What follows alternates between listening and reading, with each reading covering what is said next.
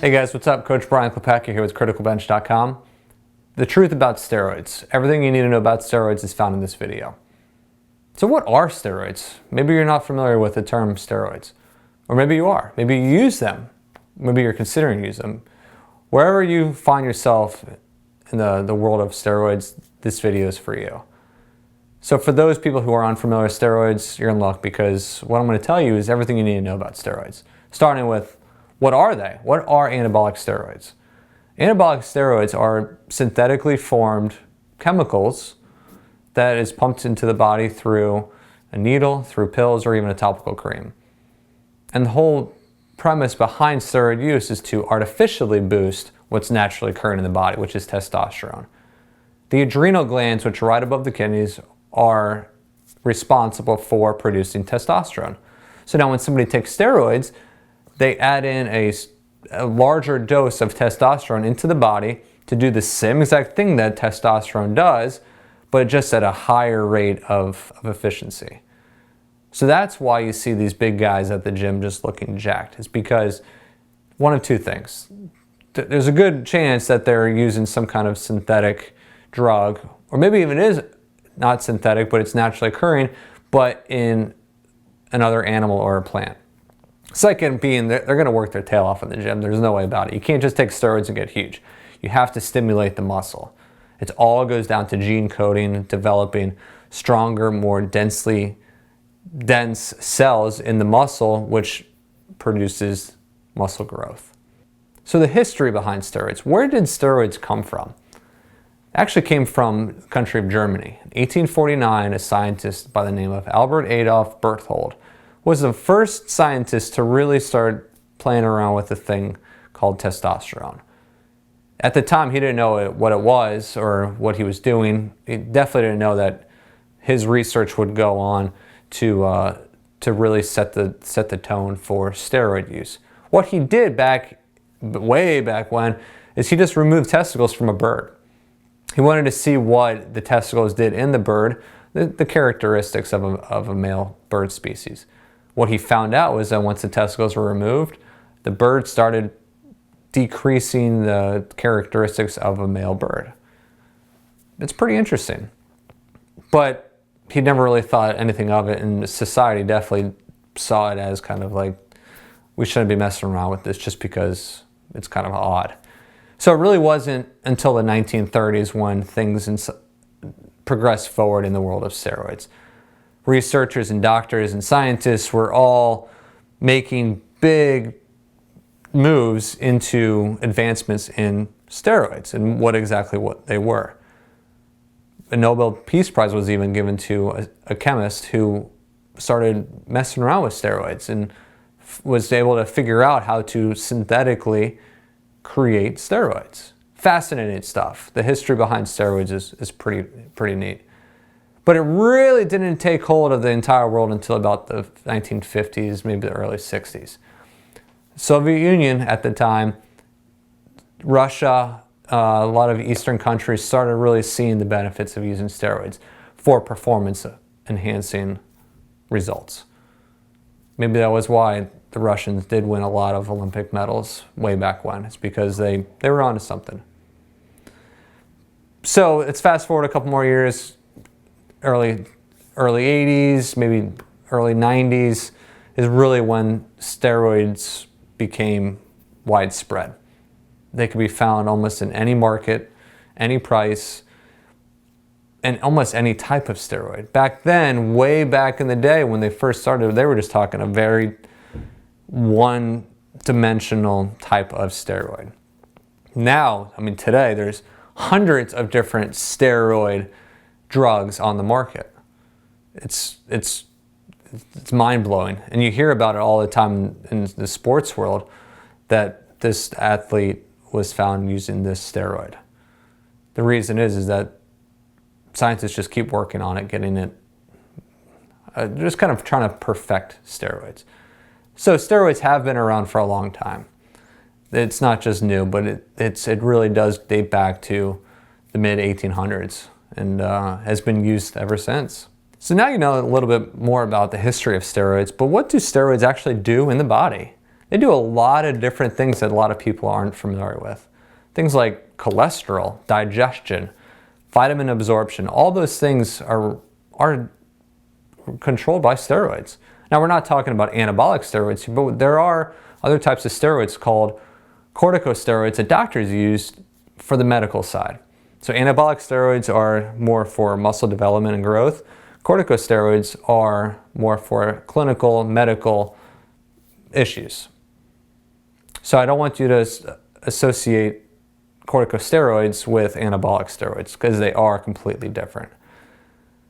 So what anabolic steroids do in the body is quite remarkable. We're talking about gene coding here, down to the cellular level, about just so much goes on when you start adding extra testosterone into the body. It's remarkable. I've had a chance to study about steroids in school, and it's fascinating information of just how you can change DNA through the use of steroids. Really cool stuff. They're very powerful too. You don't need a lot to go make huge gains. But the thing is, you have to use the right steroids at the right time and the right dosage to make the gains that you want. So now that we know that steroids are very powerful, a lot of power does come with side effects. Now, when we talk about side effects, I don't want you to think that just you're going to get all these side effects. Just like everything else, you read a side of a prescription bottle, all the side effects. Usually when you see side effects like that, that happened in one person. Death, for example. Someone might have died from taking this prescription drug. So if you take steroids, again, I just said there's a long list of types of steroids out there on the market. One steroid might give you all those side effects. This steroid might give you none of these side effects. I'm not an expert on pharmaceuticals or anything like that, but I can tell you just from experience of using supplements, I've not used steroids, but even just Tylenol, you can get some kind of side effect. It's just the way it goes. Everybody's made differently. So you need to understand that if you take steroids, there is a risk of side effects, just like anything else.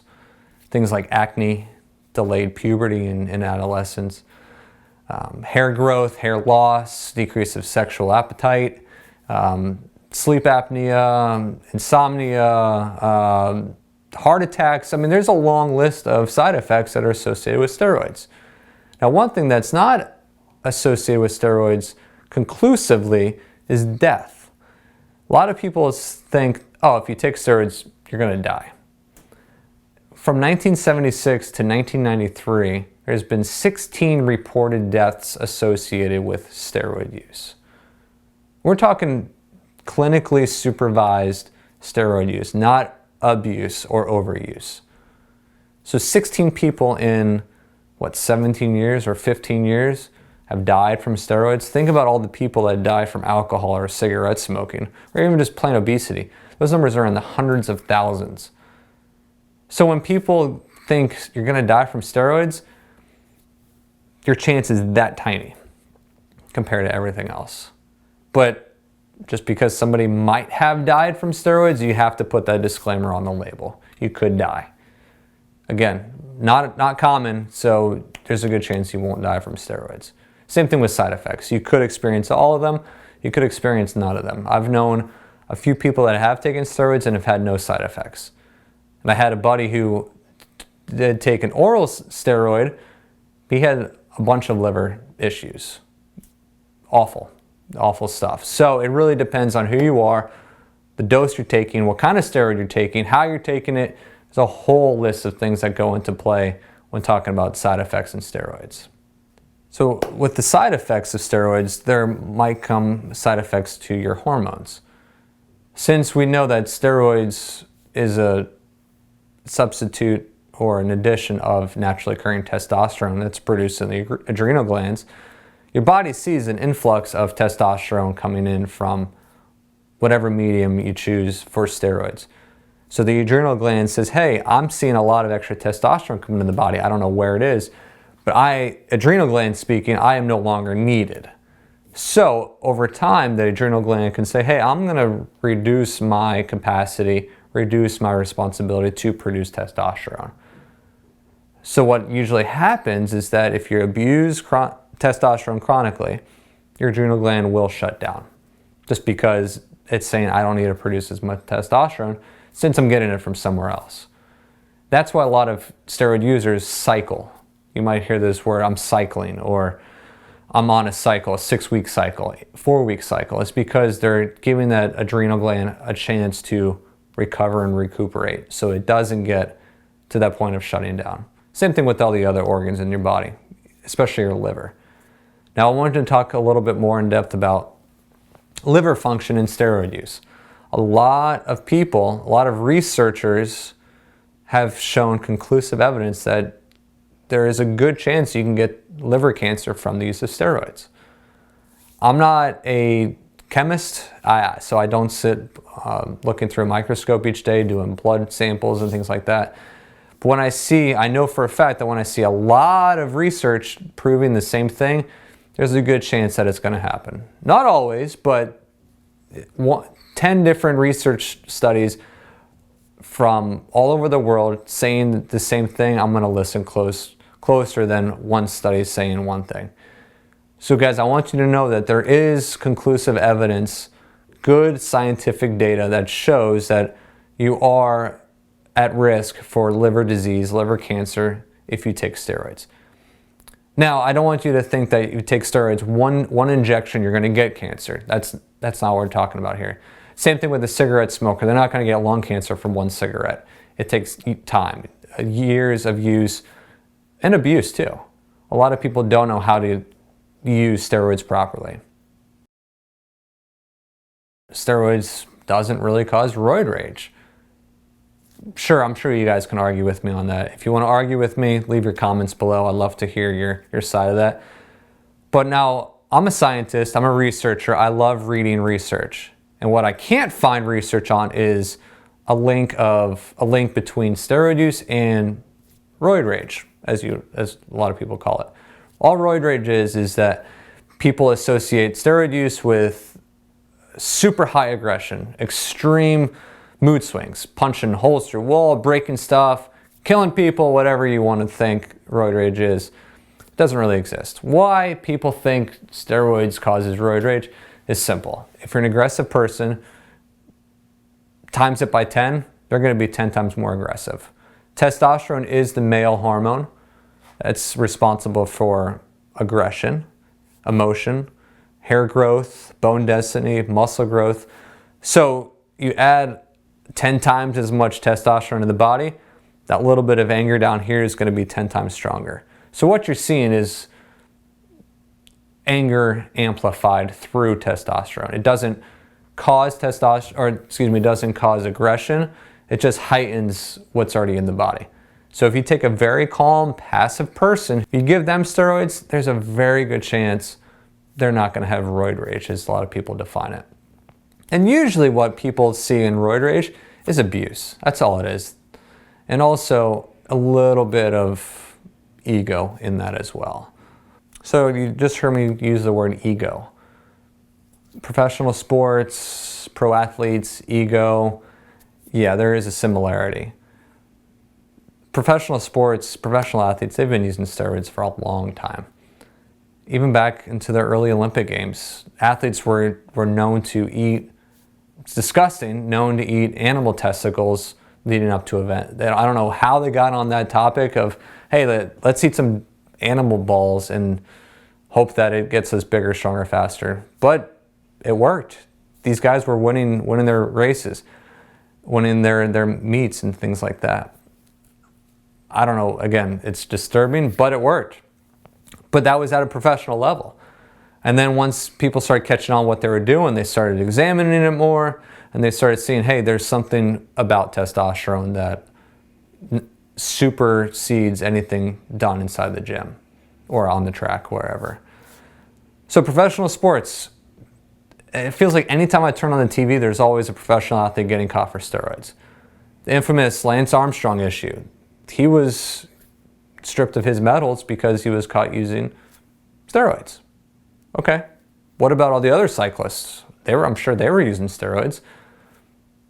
A lot of names, big names, have had to surrender their rings, their medals, just because they were caught using steroids. Honestly, that's an ego thing. It could be that they're here, they see somebody up here, they want to get there, and they'll do whatever it takes. So be it. They use steroids, good for them. But the thing is, they're cheating. Well, most of the time. Like in the cycling circuit, if everybody's using it, is it considered cheating? It's one of those tough things. All natural bodybuilding competition where steroids are completely X'd out, that's cheating.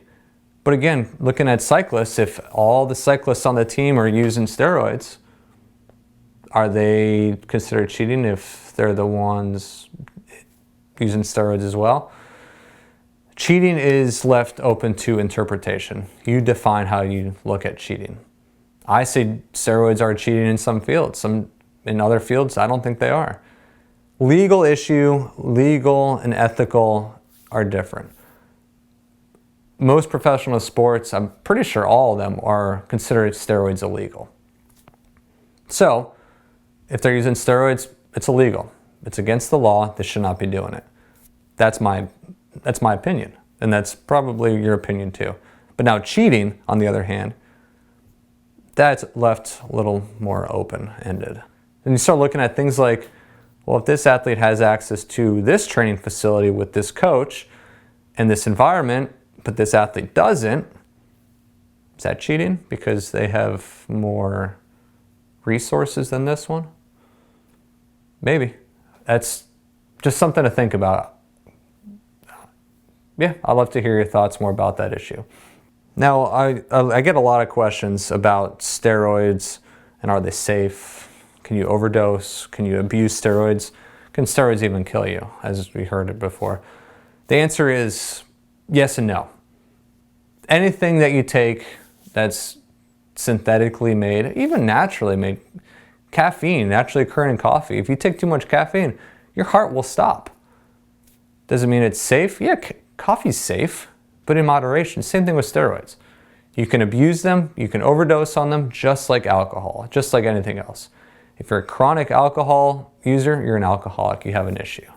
If you use steroids all the time without cycling them, you're addicted to them, you're abusing them. Plain and simple. Think about all those big freaky guys that even take steroids and they're not happy with it. They start injecting their muscles with synthol and other plastic chemicals just so they have that ballooned look. Look back when Arnold Schwarzenegger and Lou Ferrigno were competing. They looked good. They looked natural even with the use of steroids. But look at the freaks out there today in the bodybuilding world. They're massive. They just don't look natural. And then once you start throwing in people that are getting implants in their calves, and it's crazy the stuff that's out there, guys. So long story short, yeah, you can overdose on steroids. You can abuse steroids. There is no line of steroid, what is too far. That's all based on your decision. So 10 milligrams or micrograms could be too much for this person, but it's not enough for this person. You need to talk to a trained professional, a medical doctor who knows what they're doing with steroids. And can steroids kill you? Like we talked about earlier, steroids can kill you, but highly unlikely. So guys, I really hope you learned something today about steroids. Hey guys, so if you like that, you're definitely gonna like this. It's a free report called The 7 Worst Testosterone Killers. Just click it, send us your email, and we'll send you a free copy of the report. Now, if you're on a mobile device, you're not gonna be able to click that. So what you need to do is click the little arrow underneath this video. That's gonna open up the video description. In that description, you're gonna see the top link, criticalbench.com/bonus-video. You're gonna wanna click that, and then you're gonna be able to enter in your email, and that's gonna let us know that you want a free copy. So guys, definitely check that link out. We'd love to send this report to you. It's awesome, it's got a ton of information that's gonna be helpful to you. Guys, make sure you like this video, subscribe to our channel, but most importantly, guys, leave us comments. We'd love to hear from you. Post questions, post comments, whatever you wanna do, just let us know, and just give us some feedback, guys. Thanks for checking us out. See you soon.